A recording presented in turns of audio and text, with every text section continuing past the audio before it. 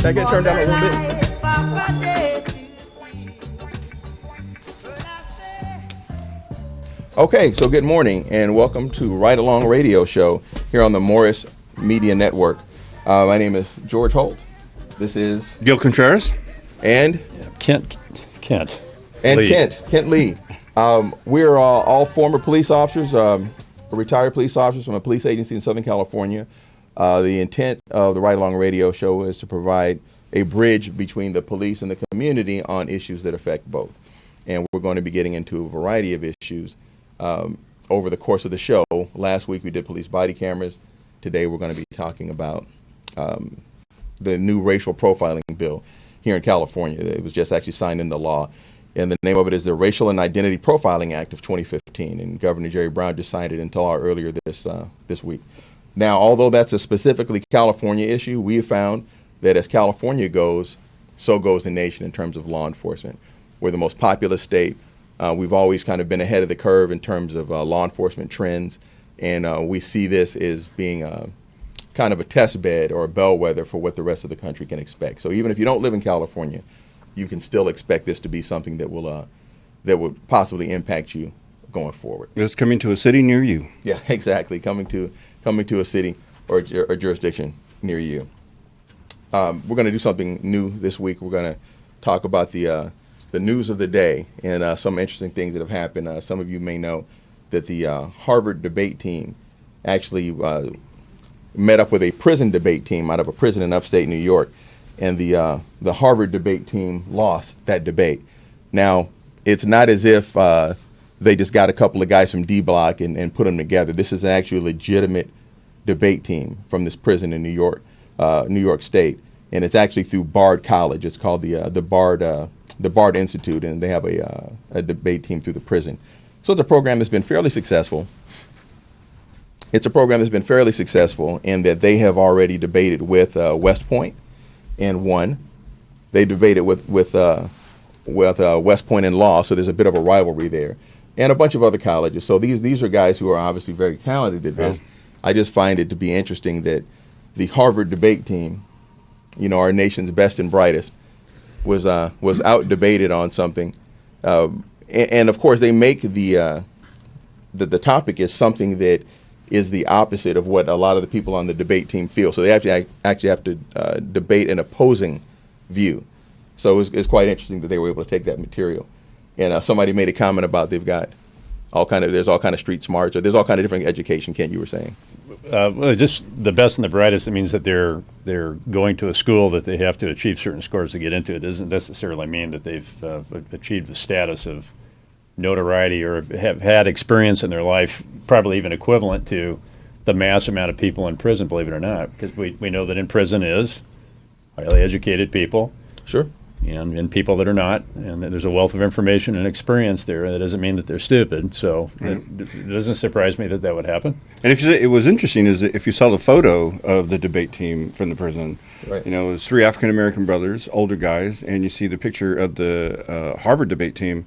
It was a couple white guys and an Asian girl, and they're very young. And it's not surprising to me that prisoners actually won the debate because they just have so much more life experience and exposure to things. Well, the thing that surprises me about this is beside the normal expectation, because of course we all realize education comes in many forms. And so just because the guys on the on the prison debate team didn't necessarily have the same level of formal education, they're still probably pretty wise and pretty seasoned and have a wealth of experiences. But you still have to know how to take that and put that into debate format. And you have to be versed in that area in order to get your points across. And I doubt that anybody on the Harvard debate team wasn't doing this for years before they came to Harvard. I'm sure they didn't just start in their second or third year at Harvard and learn how to be on the debate team. Well, how old are these people at Harvard? They're college-age kids. The right, picture they show, they're college-age. But they still have probably all been doing it for at least 5 years before they get to the level where you can debate on the college level. Yeah, they had to be in high school debate, at top of their class in order to even get into Harvard. That's technique. That's what I'm saying. Well, that's what I'm saying. Exactly. You take 5,000 inmates at a prison, and how many people are on the debate team? I saw 3. Yeah, it was only 3. That's what I So saw. you would think with 5,000 prisoners, you'd be able to find 3 people that probably. Who's interested though? They may, I'm sure. What there may else be are they more doing in interested. prison? I would think that would be a nice outing, don't you? Yeah. Well, okay, but so if you want to talk about that, then yeah. So then that gene pool is confined to those 5,000 people at that penitentiary, however many it holds. Mm-hmm. But how many people are trying to get on the Harvard debate team worldwide? There's a lot of people, a lot more than 5,000 people, I guarantee you. Oh, so people are actually being invited to be on the Harvard debate team from outside of the campus? They're not actually... No. I'm saying to get to Harvard to be on the debate team in the first place. Well, then Harvard fills more than 5,000 applications every year. Well, then I think what I said stands. I think the numbers are on the side of the prisoners.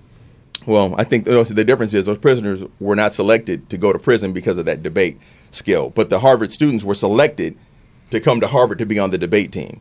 You see what I mean? So, I mean, there should be a lot more experience there, and I'm just really kind of disappointed. And if that was my money going to Harvard for my kid, I'd be wanting a rebate of some sort, or at least a partial refund. How many of those prisoners maybe went to a nice school and maybe tripped up later in their life and ended up in prison? So I didn't get that impression. It's only 3 people. Said that. I didn't get that they you said have that. PhDs and masters and everything else there in prison. This wasn't Club Fed in Connecticut. Right. That's not where they went. Right. It was a state prison. So Right. This is state prison upstate New York. Smart people go to state prison. Okay. Well, Very, apparently very, so. very smart people go to state prison. Apparently so, because they were able to beat the smart kids at Harvard. So again, I thought that was pretty cool. And shout out to those prisoners for turning their lives around. Another thing about that program, that Bard Institute program, is that they have found that about 2% of the participants in that program experience recidivism. In other words, they go back to prison after they've already gotten out. Whereas in the general population of that same prison, about 64% of the offenders, when they're released, find themselves back in custody. Right. So if you look at that, that's actually pretty incredible. And that program right there, that makes it worth doing in and of itself. I think that's pretty slick. The recidivism rates are just ridiculous, especially here in California. And if you have a program like that where prisoners actually learning a skill that will serve them when they get out and allow them to create a new reality for themselves, and I'm all for that. Well, yeah, definitely, and it's interesting you say a new reality for themselves, because one of the prisoners actually said that he believes in himself now because he sees what he can do. Well, he was always that person. Mm-hmm. It just maybe wasn't shown to him, or he never discovered that about himself. And we may say, well, how does that skill apply to outside? Number one, you've got that on your resume. Number two, you're going to make a lot of connections by having done that. But also, when you go in and sit down for a job interview, the way you're going to be able to express yourself and the things you're going to be able to talk about, I think that's got to give you some kind of advantage. I think that's great. And if it's keeping these guys from reoffending and going back to the penitentiary, then more power to them. And I think that in a larger context, everybody knows, or at least should know, that the issues facing poor people in America, that the bridge to all of that is education. Yes, exactly right. And so if racism exists or if it doesn't exist, if you're getting your education, it really doesn't even matter, because that's what bridges you over all of that stuff. Well, I think it helps you navigate the obstacles. Obstacles in many instances will still be there, but you've got a certain level of insulation against those obstacles, or it helps you get around them better, or it helps you bridge that obstacle, as opposed to if you didn't have it. You're always better with education, for sure. Absolutely. You're always better off with education, no doubt. So, again, I think that's a positive news story. I wanted to start off with something that was positive before we got into a potentially divisive topic. Well, can I go into one that's a little bit scary? Okay, please do. And that is, there was here in Los Angeles, there's a video that came out. It was on Instagram. And it showed a police officer in uniform in a marked black and white unit, and he was being stalked by a person in a vehicle. And he was taking video of the officer, and the officer clearly didn't know he was being filmed. And the video, the guy who's taking the video shows the officer getting in or out of his vehicle, right? And then pans the camera down to his lap, where he's holding a stainless steel handgun that's is obviously loaded, because it was a revolver. You could see the rounds there. Yes, exactly. And that's pretty scary. And that coupled with the LAPD had officers in the valley who were stopped at a stoplight, and some local guy who hates cops ran up to the car and threw a 40-ounce beer bottle through the back window. It shattered. They jump out of the car. They think they're being shot at, and an officer-involved shooting happened. Right, and they actually end up killing that guy. Is that Correct. Yeah. So, what we're going to talk about today ties directly with this. This push to provide more accountability to cops is actually putting them in danger. Well, here's what I had to say about the stalking video. It was all over Instagram. It was the big thing. I guess it got a bunch of views, and they finally pulled it down. And detectives were able to find out who those subjects were, probably because when you turn your video camera on the police officer, you could see the registration in the window, the paper registration, and let them know which dealership you bought your Mercedes from. Right.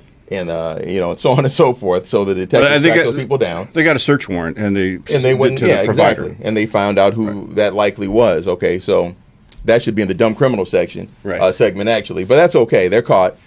My thing is, I always, when I was in the street, no matter which environment I was working in, I always kind of assumed that guy was out there anyway.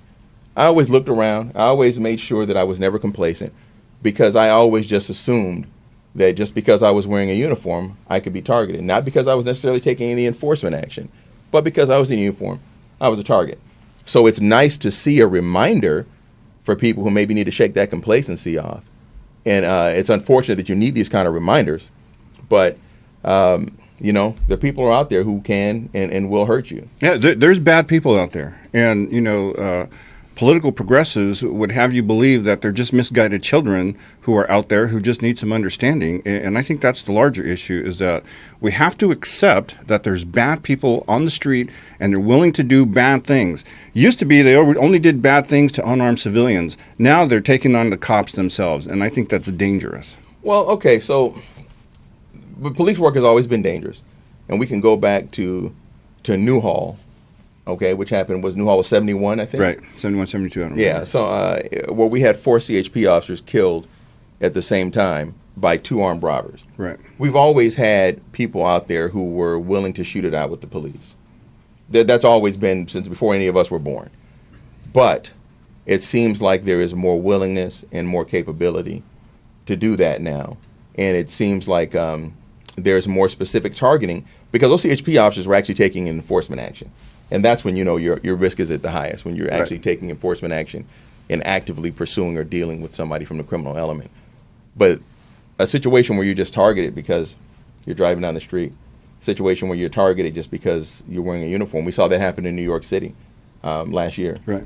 Well, I feel that we were in much more danger. I would have felt more comfortable having a perceived threat in front of me and knowing what I see and dealing with it, than not knowing what I see and going about my daily business in uniform. Because on patrol, you're usually caught off guard. You're usually in a defensive posture. To me, that's the most dangerous. I don't think the Newhall thing was obviously the most dangerous thing for me. I'm using that as an example to say this is something that happened about 1971. So I say that it predates any of our careers in law enforcement, is what I'm saying. And it was an example of the fact that there are people who are willing, and have been for a long time, willing to take on the police. But again, those guys were just trying to not go to jail. That's what that was about, as opposed to targeting officers because there's an officer. Let me target. And what's changed? And so how many years ago has that been? Newhall was, 40 years ago, 40 plus years ago. 44 years ago. What has changed in that amount of time? So the mass amount of people that are out challenging the police officers right now, where did that come from exactly? What's the impetus for that? Well, my point was that in the last, and I'm going to go, 8 years here, the Obama administration, because speaking of Harvard, I remember when the Cambridge Police Department doing their job with Professor Lewis Gates from Harvard, the cops were doing their job, and, he called his best buddy from Harvard, President Barack Obama, and then Obama gets on the radio or on TV and says that the Cambridge Police Department acted stupidly, and it just it blew my mind, because he doesn't even understand police procedures, he doesn't understand how police work is done. The officers did nothing wrong, and thank God the POA challenged the president and said, yeah, no, we're not going to take this. So this attitude of anti-police has always been there to some degree. Exactly. But You can't put that on the current but in administration. the last 8 years, it's not been promoted. It's gotten worse, and it's being promoted from Yes. the White House for the first time ever in history. Promoted right from the White House, right through local that's government. What's Let me ask you different, this. Exactly and right. that's what makes it more dangerous today. Let me ask you this question, because we're going to take calls and we're going to go to the break. So let me give out the number 323-293-3375 if you want to call in and join the conversation. But let me say this: if there was ever any president who has experienced some of the other side of racial profiling, this would be the one who was going to stand up and speak about these kind of things as he saw them happening or as a perception happened. What? Definitely. You have George. you have information about what this is? What is it What are you talking exactly? about? What has he gone through? First of all, the man went to college here in Los Angeles about the same time I was going to high school here in Los Angeles. And what I'm saying is, hold on. You asked me a question, let me answer. He was a college You asked me a pothead, for question, God's sake. George Bush wasn't going to do it because George Bush's best buddy wasn't ever going to get jammed up by the police going into his own house. Okay?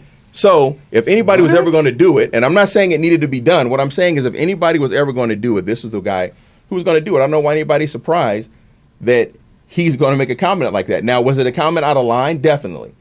Because he didn't have all the facts. And as it turned out, yeah, that officer was doing, somebody called and said, hey, I think his house. It was a white woman.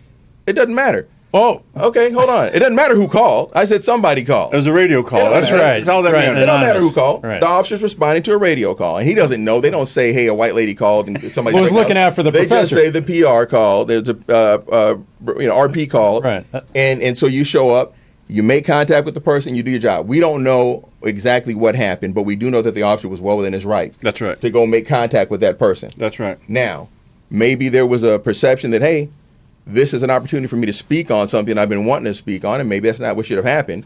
But It's never worked for him. well, hold on. We're going to go to the break. I think we have a call on the line. We'll take that when we get back. But you know what? Somebody had to say something from that perspective, and I don't know why anybody's surprised that he'd be the one to do it. I don't. Okay, so we're going to break, and we'll come back.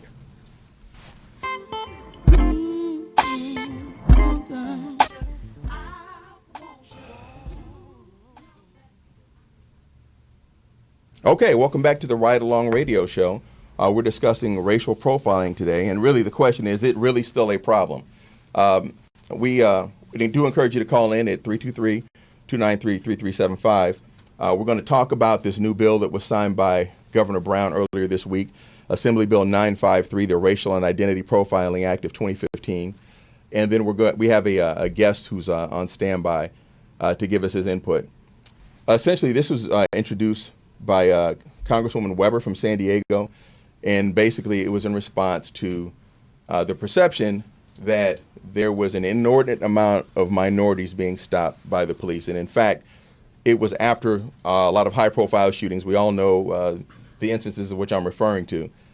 And Assemblywoman Weber authored this bill and pushed it forward, and it got signed into law this past Sunday. There are people who hail this as saying this is exactly what we need, and there are people who call it the worst piece of legislation that they've seen. Obamacare. And so we want to drill down into that and kind of get some perspective on it. Now, actually, Dr. Melina Abdullah, who's one of the guests we hope to get on the show pretty soon, she says that she looks at this piece of legislation as something that law enforcement should welcome if they want to show that they're not actually profiling. This is an opportunity for you to provide the data to say, see, this is not a problem, or it's not a problem anymore. And we have a lot of chiefs of police saying this is not an issue anymore. Why are we wasting time on this? Why are we gathering data on this when it's not something that's going on? So those are two different sides of the same coin, and we kind of want to get people's opinions on that. And we've actually brought in a couple of in-studio guests, but we have a guest on the line to talk about that too. So so I'd like to bring him on right now. Lieutenant Steve Jones is the president of the Long Beach Police Officers Association, and I saw his comments in the LA Times earlier this week, and I called him up, and he was kind enough to take time out of his day to join us today. Lieutenant, welcome to the show. Thank you very much.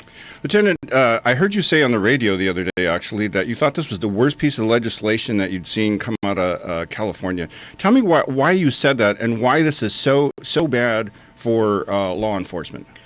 Well, the first thing you have to look at is what is the intent of the bill. And according to Shirley Weber, the author, the intention of this bill stems from things such as Ferguson, the New York incident, the South Carolina incident. And clearly, I mean, I don't know how anybody could draw a correlation between collecting data and stopping violent interactions with the police. There's only one thing that will stop that, and that's compliance. But to take it further, the unintended consequences of this bill are pretty extreme in the amount of lost patrol time that the state is going to experience up and down the state, from San Diego all the way up to the top. The amount of patrol time lost is going to be exorbitant. And so really with an intention of trying to make the community safer, I believe the exact opposite has happened. So it's just absolutely a bad bill. Well, see, Lieutenant, and I'm glad you brought that up, because that's something that's actually quantifiable, that there will be, as a result of more paperwork having been done and more data having to be collected, that there is a flip side to that. And there's only so many demands that you can put on the officer's time during the course of a shift. And every minute the officer spends doing additional paperwork is a minute the officer is not on patrol and not fighting crime or suppressing or deterring crime through their presence. Now, do you see any benefits to this at all? Do you think that it maybe that might be balanced out by some of the data being collected in terms of a net gain? So, look, if the data is looked at realistically, and accurately with other information brought in so that we can look at it in its entirety, things like demographics of the areas being worked, victims and suspect descriptions in the areas being worked. If the data is looked at that way, I suppose it's possible that it will prove what I think is true, which is that racial profiling is not an issue that we need to be dealing with. It's not something that is practiced by law enforcement in California. So I suppose that could be a positive. The concern, though, is that is a very big if it's taken in context. I've said over and over that you can give two statisticians the exact same raw data, and they will come up with two competing viewpoints with that exact same data. So that's my big concern. But is it possible that this could alleviate concerns and do away with the perception that there's racial profiling occurring? I suppose it's possible, but I believe the proponents of this bill want the data to prove their point, not to find out what's actually happening. Well, like with cameras, the same thing. Right. I totally agree with you, Lieutenant. But I want to ask you this. As we understand the bill, this is going to collect data that's based on the officer's perception of the race of the contact, and the officer, through the law, is not actually allowed to even ask what their actual race is. Is that your understanding? That's exactly what the bill says. Yeah, I wouldn't even call it an understanding. That's what the bill says. It makes no sense to me. The officer's perception, I think if I was still out there, I would just mark everybody other, because I don't know. And nor do I care what your race is if you're violating some law. Well, and your point right there is very, very important. I certainly hope one of our options is I don't know. Traffic stop at night from behind for a car that's just run a red light or any traffic infraction, I have no idea. And the other thing to understand is it isn't just racial data that's being collected. They want us to give our perception of race, age, and sex. So we can't ask those three things. We need to give our perception. With that, we also then have to give them the reason we initiated the stop, the outcome of the stop. Was there a warning, a citation? Was there an arrest? if there's a citation or an arrest, that becomes problematic because now we have to ask those questions that the law precludes us from asking. So it's a lot of data. The data will be gathered at that point anyway, and my assumption on this is that the data will be gathered at the conclusion of the stop, whether that's concluded by arrest, a warning, dispo, other, whatever. So it's not that you'd have to guess the person's race, gender, age, etc., before you even make contact with them at the car. Well, my guess on that, if I may, is that they're going to want us to tell them what our perception was, and then the ticket or the arrest will tell what they actually were, and they may not be the same. They may, especially we're talking about nowadays, we're talking about issues of gender identity that are a lot more prevalent than they were before. So it's certainly, I really don't understand what the problem would be with asking when you fill out a citation, you ask when you fill out a preliminary investigative report, you ask when you fill out a fill interview card. So I really don't know why that language would be in there. Do you have any insight into that, Lieutenant? I can only speculate, and my guess is that proponents of this bill already do not trust the police, and they believe that that we are trying to stop certain segments of the community, whether that's who we stopped or not. And so they want to know what we meant to do because they think what we meant to do was to adversely affect a certain population of our society. Now, this is Kent, Lieutenant. I'm on the other end down here. Part of the process of stopping people and being accused of racially profiling, it has a racial underpinning to it. Is the identification of the officer ever brought up in the data? Is it kept? Is that an issue?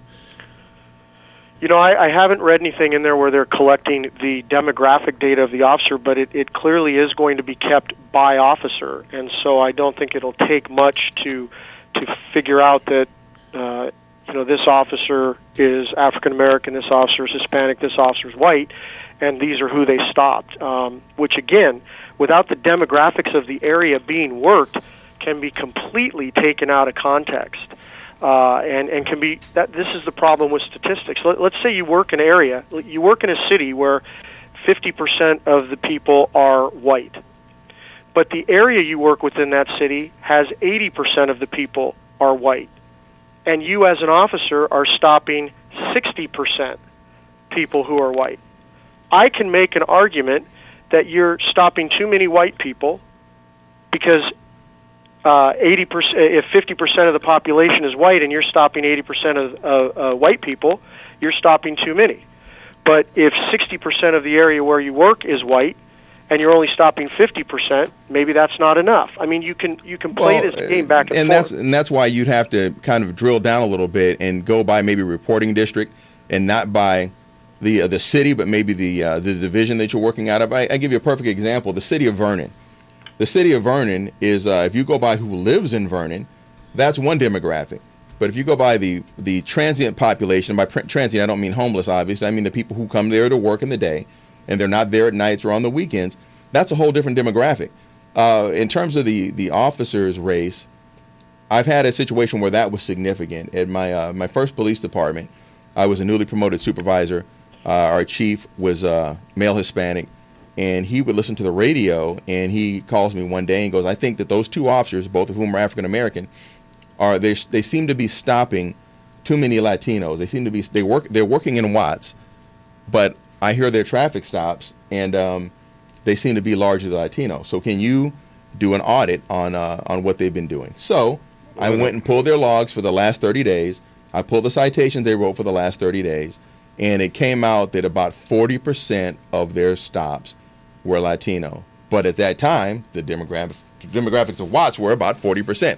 So it lined up. But my point with that is I do not think that chief would have had that issue or asked me to look into it if those officers had also been Latino. So I think the officer's race does play a role in it. And if it doesn't, then how do we identify that there's a problem with individual officers? Are we trying to indict whole agencies? Or are we trying to correct individual officer behavior? I'm just not really sure that. Like anything else, I guess this will evolve over time. It'll get massaged, it'll get tweaked, but it's coming out of the gate flawed to me, and I wonder if we can overcome that. Well, it is flawed, and Lieutenant, I was wondering, as the Lieutenant James of the Long Beach Police Officers Association, I was wondering if you see as an association leader, Can this data eventually be used against a police officer for evaluations, promotions, and such?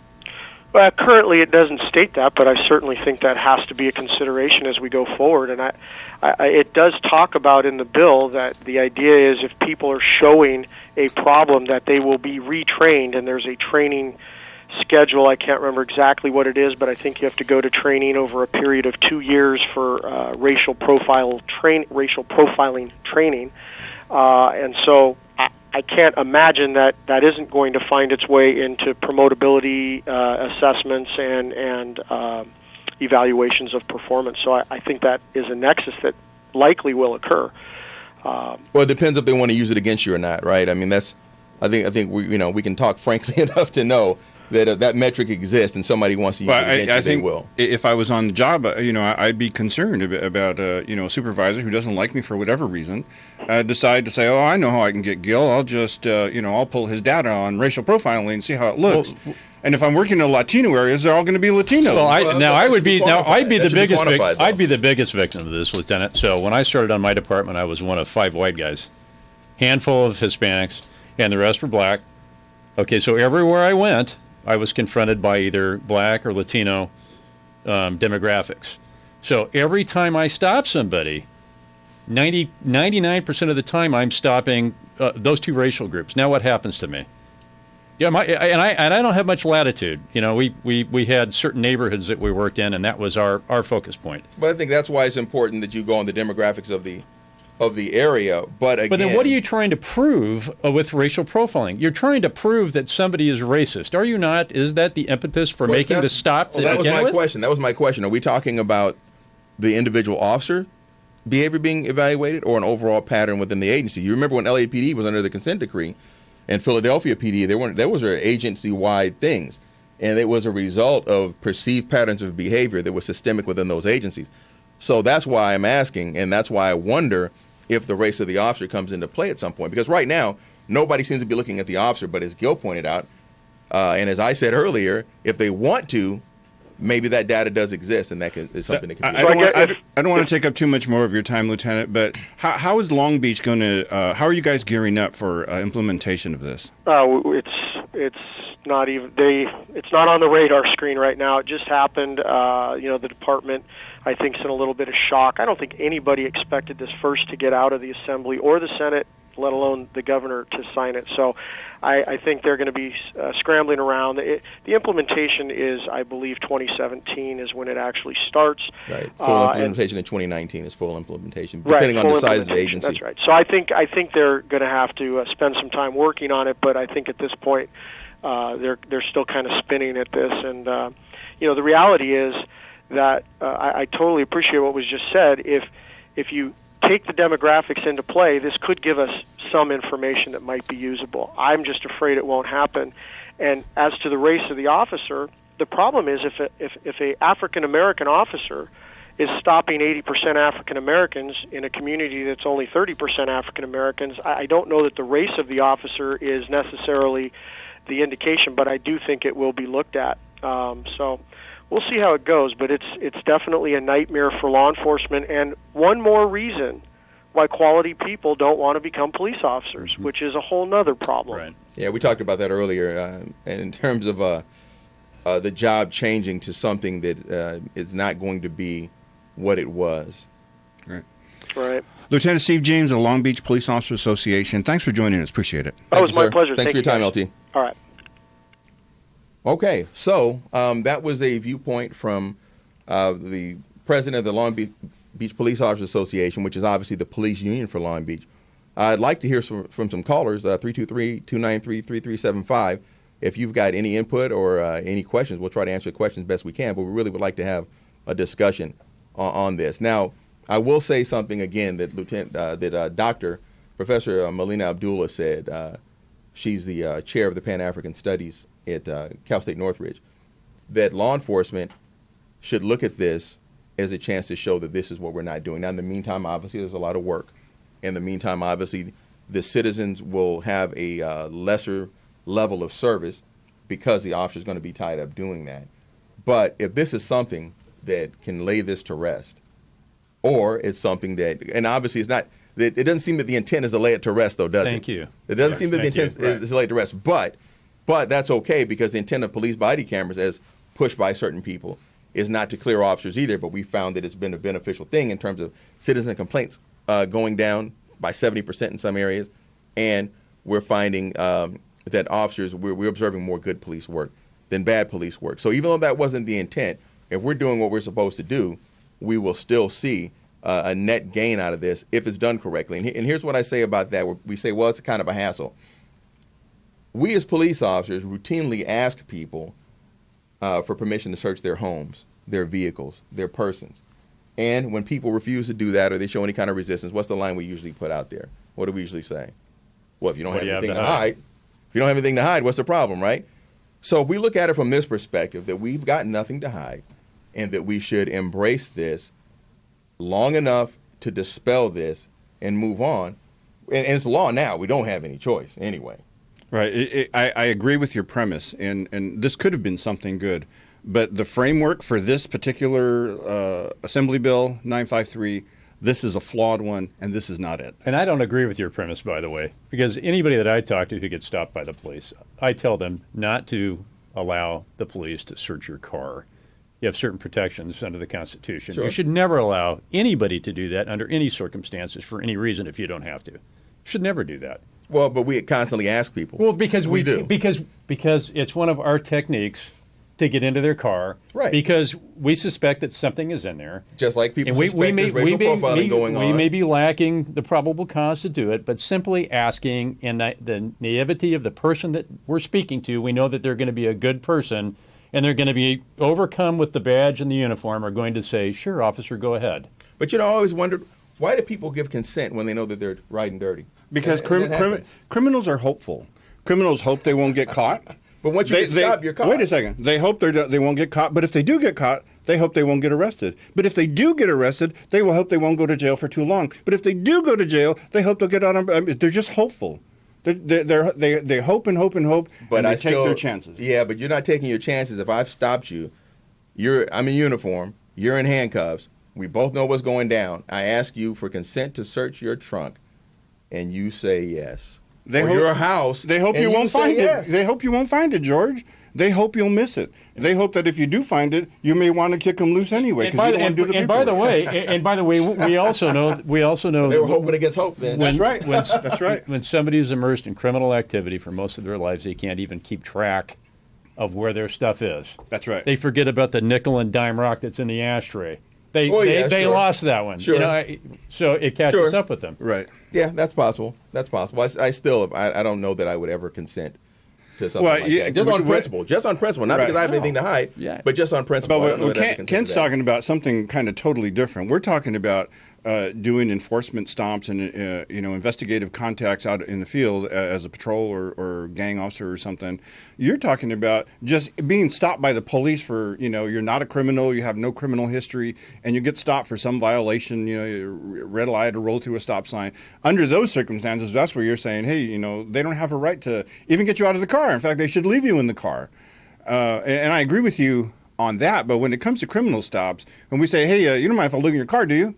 I know what I'm looking for, and there's a specific reason that I stopped you, and the traffic stop, the traffic violation may have been the impetus for the stop, but I have something else in my mind, and that's what I want to get to. Well, right, the traffic. Nobody cares that your license plate bulb is burned out. Nobody cares that you have fuzzy dice hanging from your rearview mirror, but that's a way to stop. We're talking about both sides of the spectrum here, and not always do these things marry up. Okay, as cops, we have a reason that we want to do these things. It's not necessarily in the best interest of the person that we're dealing with. You right? Agree? Sure. I don't know about that. No, sure. No, I definitely agree with that. It's an adversarial position from the moment it starts. Right, but that's because the officer. The only reason he would even stop you is because there's some violation that he thinks you've committed.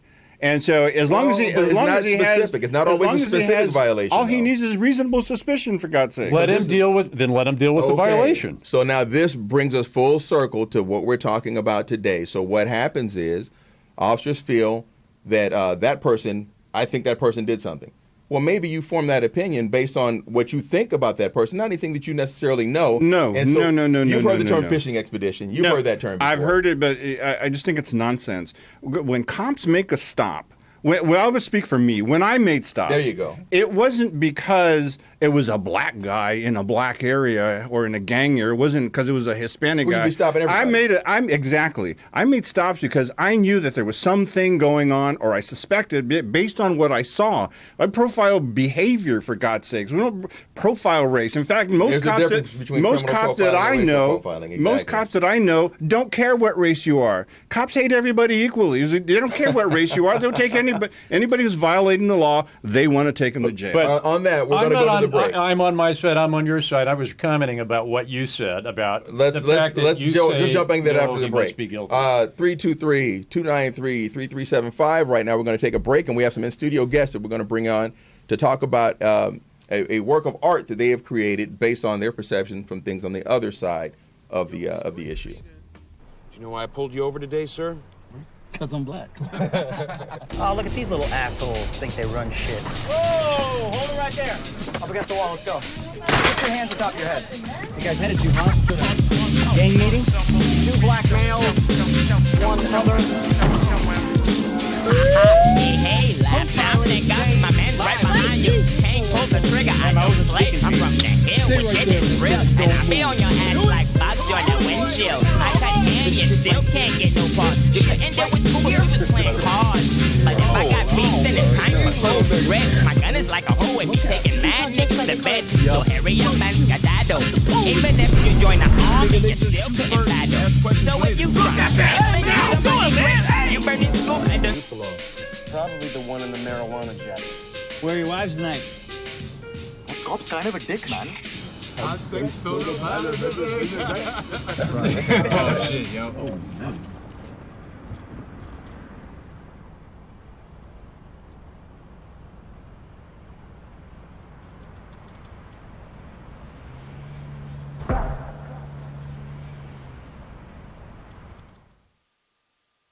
How do you?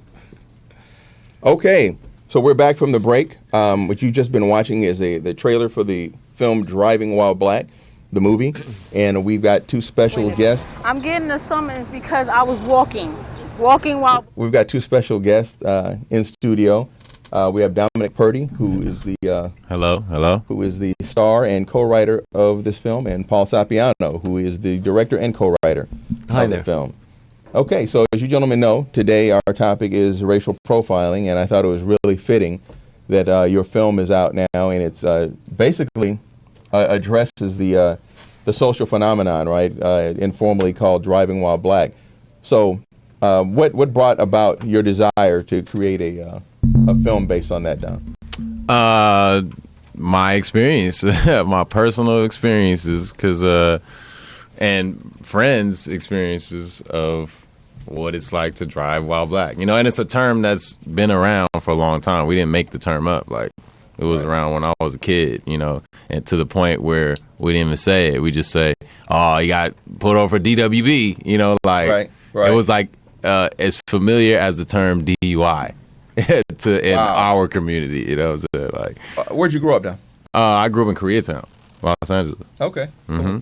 Very cool. Very cool. So, as you were shopping this around, how did you 2 come to collaborate on the project? We made a movie called The Boys and Girls Guide to Getting Down a few years back, and Dom was a star, outstanding.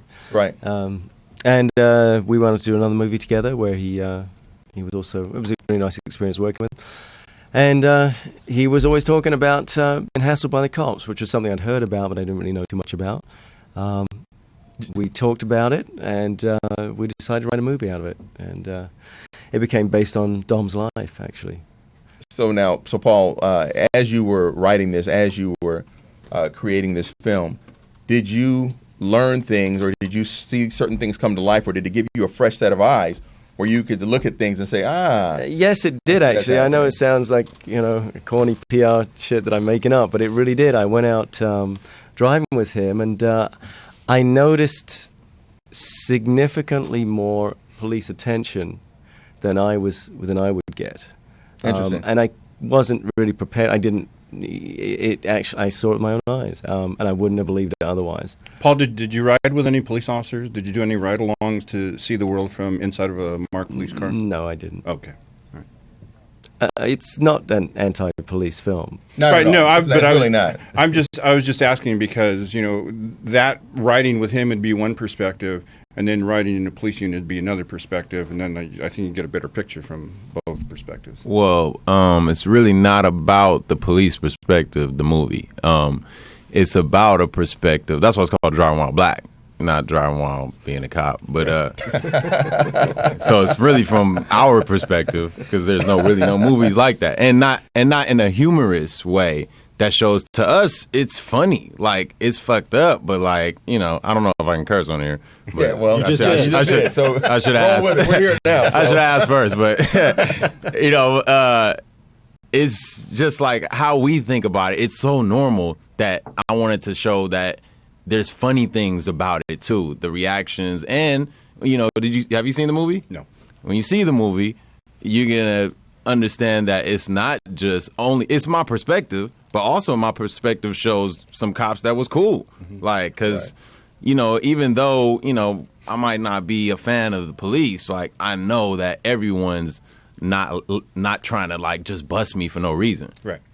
But growing up and most of my experiences are that like it outweighs the good, so well, you know what I think, and that's something you brought up, and Gil, I'm glad you actually brought that point out, is that the film really I think gives a well-rounded perspective in that you actually do go into showing police officers off duty and with their families, and although that speaks to certain plot points later, it still is a good way of showing the balance. And there's even some friction between the police officers when officers say certain things that are out of pocket or are inappropriate. There's some pushback from other officers, just like we all saw on the job. So I mean, I think that was a pretty fair approach to it, and it actually kind of gives it more credibility in my eyes, because it's clearly not it's not decidedly anti-police. Let's put it like that. Yeah, we did speak to a lot of police officers before we wrote the police stuff. We didn't just right. It wasn't created in a vacuum. I know that firsthand. Right. So yeah. And also too, the stuff that was a personal experience, I'm just doing that experience. I'm not making it up. Going, hey, let's make this cop an asshole. It's like, no, this is what happened, and I'm just showing y'all, what happened to me. Right. And your perspective on it. And that's why I really wanted you guys to come in today, is because your perspective on it is something that is going to give some balance. Now, I know growing up in L.A. that there were things that would happen with me and my friends that were black that our other classmates maybe couldn't relate to. And it's not that anybody got beaten or had drugs planted on them or anything, but we knew that if we were going to go from the Miracle Mile district to to Westwood, we better not take Wilshire, and we better not take Olympic unless we wanted to take a hell of a chance on getting stopped. That's just how that was. Now, this is back in the 80s, okay? So I don't think there's any denying that this sort of thing was going on. In fact, there were settlements reached and agreements put in place to where it's not the issue that it once was. But it does still go on to a certain extent, or at least it went on for so long that the perception is there. So now maybe you would have been stopped anyway. Maybe you need to register your car or whatever the situation was, right? Mm-hmm. But your perception, and that's what, we talk about people, we talk about the crime rate. One of the huge metrics in crime rates is, do the citizens feel safe from crime? So we take people's perceptions into account then. So now let's take people's perceptions into account now. If that's your perception, then obviously, and it's a widespread perception amongst a certain demographic, then something should be done about that. So now you guys were sitting here as we talked about this new law that was signed into effect. As a citizen, even if we do experience the downside of officers not being able to spend as much time on patrol because they're filling out paperwork in response to this new law, I mean, how do you think that impacts you, or do you think that's an acceptable trade-off? Now, what exactly? I heard you guys talking about it. What exactly? I'm sorry, I thought you guys came in a little earlier than that. All right, so there's a new law. Governor signed it into law on Sunday, the Racial Identity Profiling Act of 2015, that says that officers, after making a stop, a traffic stop, a pedestrian stop, an investigative stop, have to gather data on the subject of the stop. and the data has to include the person's race, the person's the person's perceived race. Thank you. Perceived age and perceived gender. Uh-huh. And so, is that going to help you? Okay. And so, okay, the idea is to create that, to track that data to see if there's racial profiling. Right. Obviously, that's going to create more of a workload on the officer, and he's not out there doing other things. But is there a net gainer? Are you as a citizen, or U.S. citizens willing to accept that trade-off? How long is it going to take him to enter that data? I mean, nobody's even got the forms yet. It's a brand new law, so who knows? You know, a couple of minutes. Well, yeah, but amongst the after other every stop, 10,000 forms that you have to fill out each night while on a given shift. Okay. We've been complaining about that for 50 years, I think. And if you're driving around a police car and you're in an area that's active, you're getting in and out of the car constantly. I be driving by, see somebody jump out the car, make a contact. It may not even result in an arrest or even a citation, just a contact. If I have to document that every time I do that, I'm just not going to do it. We do document it. We just don't do this part of it. Right. We have a law. We have a running law. We can't. But that data's not collected any other place. So maybe what you may see happen is maybe the logs will be reprinted, and the logs will have a space for that little check boxes on there where you put that data in. Again, and if we're smart and we're really doing this in good faith, we'll try to streamline the process so that it doesn't take up an inordinate amount of time. Yeah, I just don't see a lot of good faith in the writing of this thing. That's why it's up to us to implement it in that way. I see, all the details might not be necessary, but, I don't think it takes that long to say this person's black and it was a male, or, the person was Hispanic, it was a woman, or, if it's just that, that's cool. Just log the race of the person. It's just that, unless it's another form. We typically do this. We do FI cards.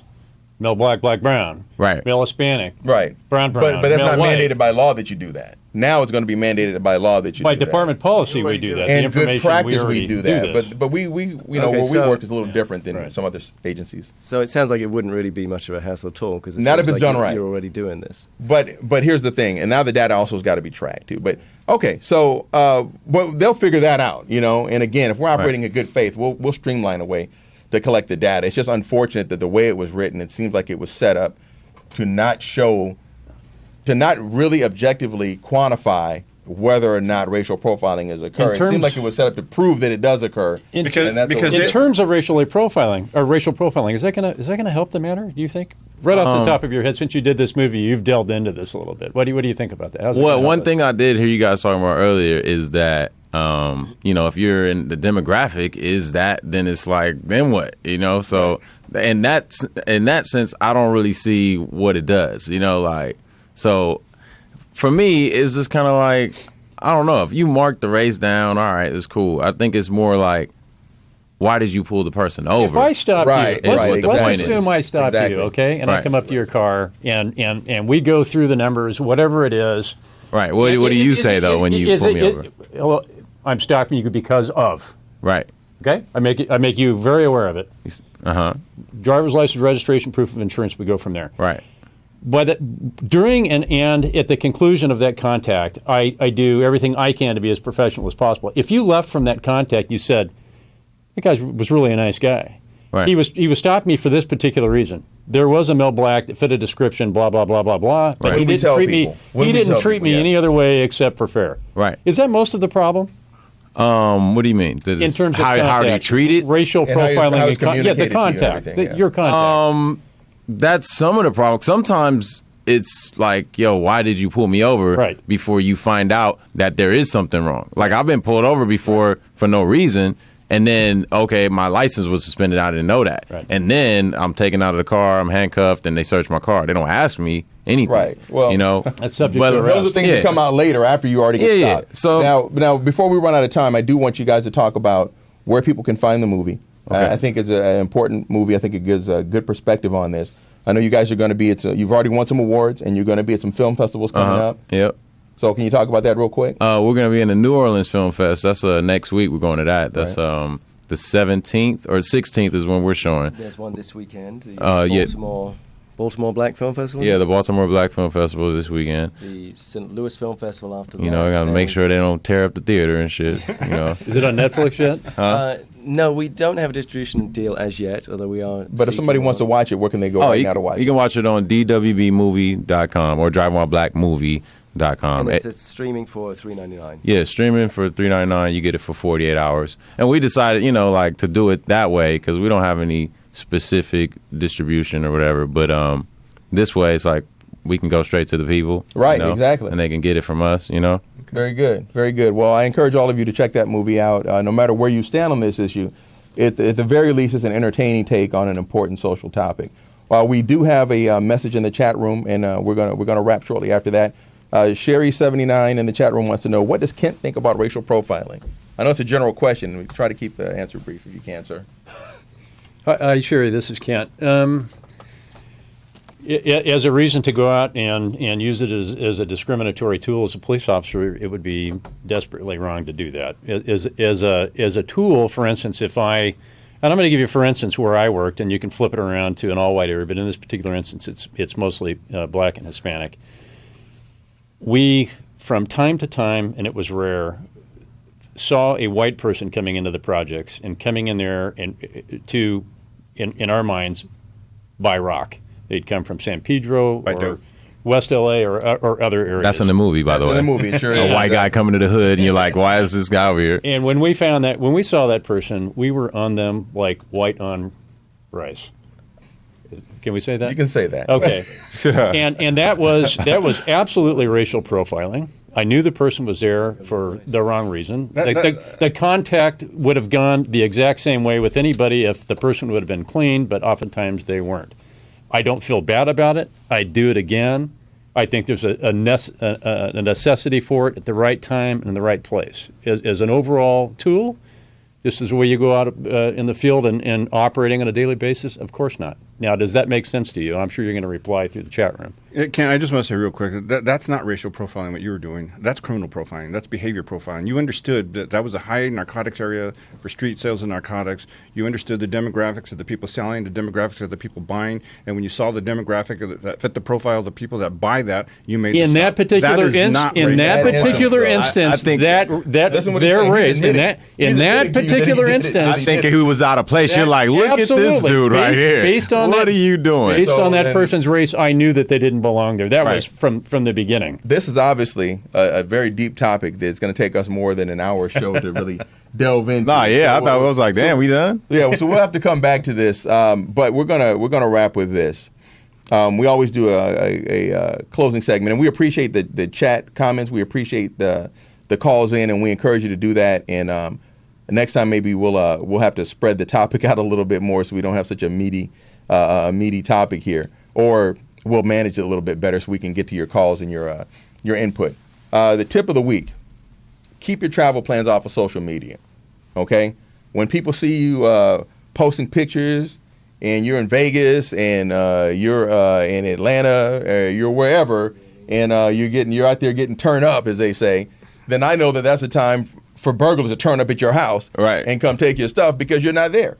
Because you're showing, and it says right when you post it, right? Yeah. Instagram, Facebook, it says that you just checked in at this place however long ago. Hey, that might just be a black thing right there. We say like, yo, you go on vacation, you go at night. You know what I mean? Like when everybody sleep. You know? They don't see you putting the suitcases in the leave the lights on, Right. And all the black people I know that I house sit for, they're like, yo, can you come over here and be in the house? So exactly. And that's what you do. And if you're gonna have if you're gonna be out of town and you feel the need to post, have somebody come house sit for you, or do the smart thing and post all those photos when you get back. Otherwise, I think you're asking for trouble. Otherwise, okay. So again, we're gonna wrap. We'll be back next Thursday. Like us on Facebook, follow us on Instagram at Ride Along Radio Show, and follow us on Twitter at Ride Along Radio. Yeah.